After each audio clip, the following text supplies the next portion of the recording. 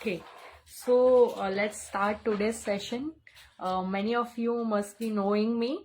I'm Sonal Jain, and my mission, I'm on a mission which is very noble.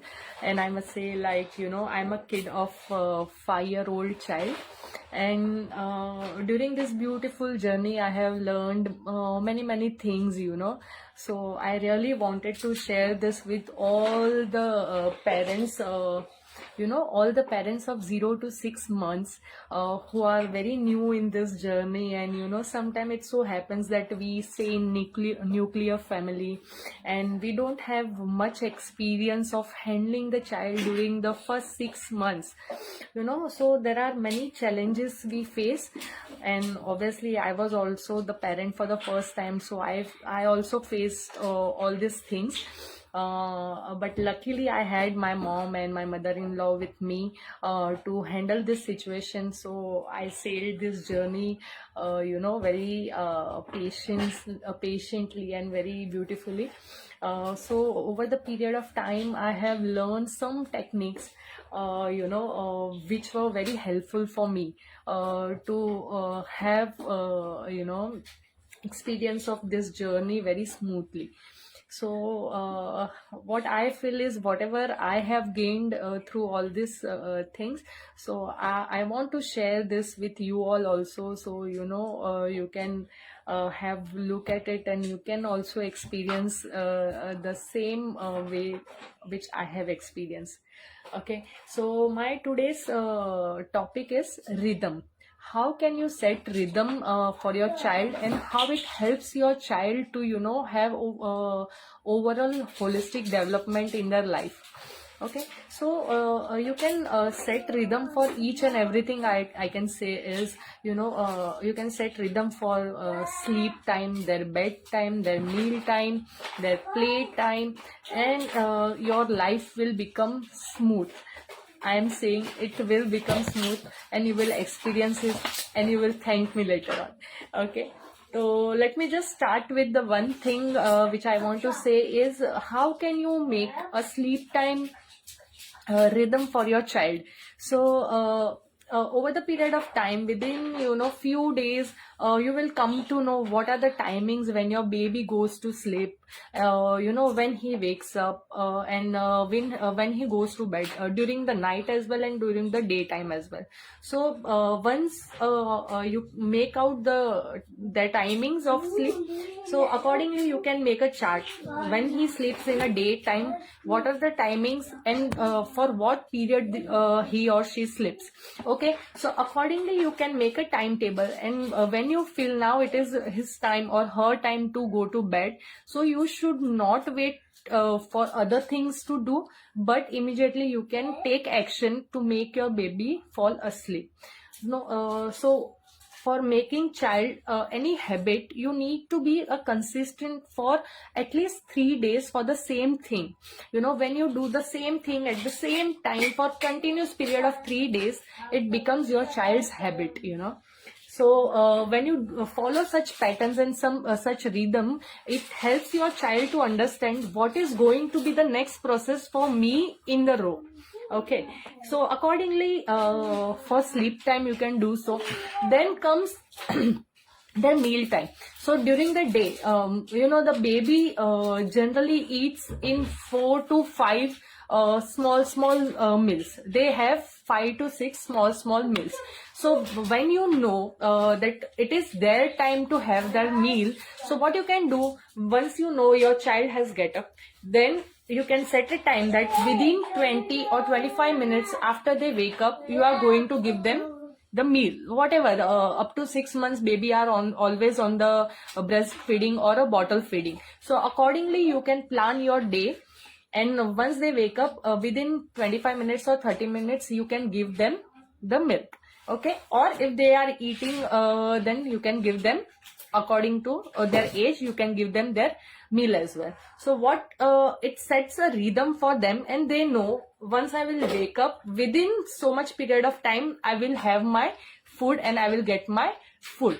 Okay, so at the back of their mind they know about the process, what is going to be happen next. Okay, then comes the play time.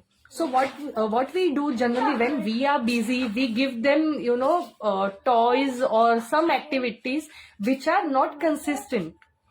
Okay, sometimes we give them toys, sometimes we give them painting or drawing or something like that, but there is some process which needs to be followed. Okay, what I can say is, one day you can give them painting or brushing or crayons or something like that to do.